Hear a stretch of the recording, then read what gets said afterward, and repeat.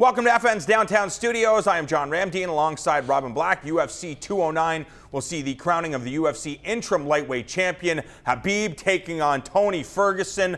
Ferguson had the luxury of going 25 minutes in his last fight with the former champion. Khabib never been 25 minutes in professional mixed martial arts. How important of a factor is that? Listen, man, you have seen Khabib turn it up, as long as he's fought. We haven't seen any moment where he has not had the ability to push it even further and even further and even further until somebody either breaks or he ends up getting them down and he gets to that position of absolute dominance that he has. Tony's the one that I think is going to be pushed in that way. Khabib is going to keep pushing and keep pushing and keep pushing. Tony has been equal to that. He's going to be asked to be even more able to handle that kind of pressure. And I suspect he will be. That's why this fight is the best fight in the world right now. That's why this fight is the single best fight in the coming months. Nurmagomedov, Robin, we know his strategy. His strategy, close that distance, get on top, and just molest you from the top position. You look at his wins, 8 KOs, 8 submissions, 8 decisions. He can get it done in any way he wants to with his specific brand of mixed martial arts. But you know the guys in Tony Ferguson's team and his gym, first thing they're working on is, okay, we're going to be on top of you. Let's get out of this position or let's attack from this position. So you got to fight Brock Lesnar. Yeah. And you've got eight weeks. Oh, screw it. You got 8 months. You got 8 months to get ready for Brock Lesnar. All right, guys, what do we got to do? We got to stop him from taking us down, man. We work on that forever. First takedown, Brock Lesnar has us down. Khabib is exactly the same scenario. Damian Maia is not going to beat you up on the ground, but it's the same thing. We're fighting Damian Maia. We got to stop. Oh, man, he's on my back. Ronda was exactly the same scenario, but these 3 guys are so much more evolved than that scenario. You can't stop Brock Lesnar from taking you down, and nobody really has stopped Khabib. Khabib has made the choices at time to look and assess and go, this Gleason-Tebow fight here, it's so much work to take this big guy down. Assess, do the work, I can beat him up on the feet. If that scenario happens with Tony, he'll be asked to show the most skill and the most ability on his feet that he's ever had to show. But he may be up to it.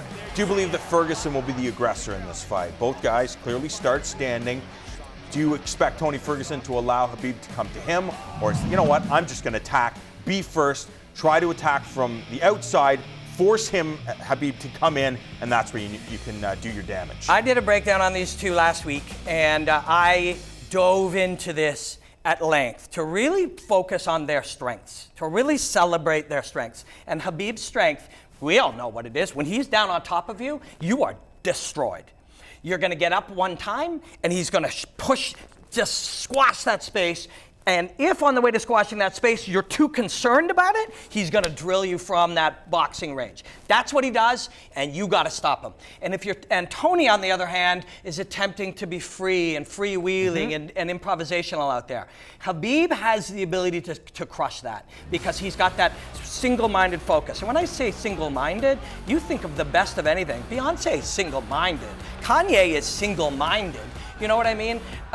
Michael Jordan is single-minded. Woods is single-minded. With the idea of saying, I have a goal that I want to achieve, and you cannot stop me. That kind of single-mindedness is what Khabib has, and that's what Tony has to do. But what happens if Tony Ferguson manages to stop the Eagle as he moves forward? He has to have a second game plan and a third game plan. If your first strategy isn't working, if you manage to get Ferguson down to the ground and he starts attacking, or he gets back up very easily, or he starts inflicting damage, there has to be a secondary route. Does there? Because in 25 minutes, a secondary route means that we may choose to deviate from our number 1 mission. My number 1 mission is to put Tony Ferguson on the ground. I failed once, twice, 30, 40, 50, maybe it's time number 51 that I get him down there. But time's ticking. Yeah. You only have 25 minutes to get that job done. And again, if Ferguson, say, wins 2 of the first 3 rounds, and then we go into the championship rounds that Tony Ferguson was in his last fight, there's something that he can take advantage of, and you can't be watching the clock. So why do we admire Damian Maia or Brock Lesnar or when Ronda was dominant or Khabib? We admire them because they make the decision to get what they want, and they get it. And if you stop them, they keep going until they get it. That's the admirable thing. So it's Tony, I think, who has to adapt to that.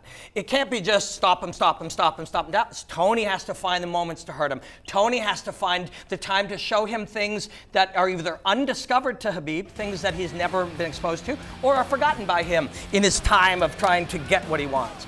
Also, Tony will be forced to show that he is capable of handling Khabib on the ground, something that essentially no one has done.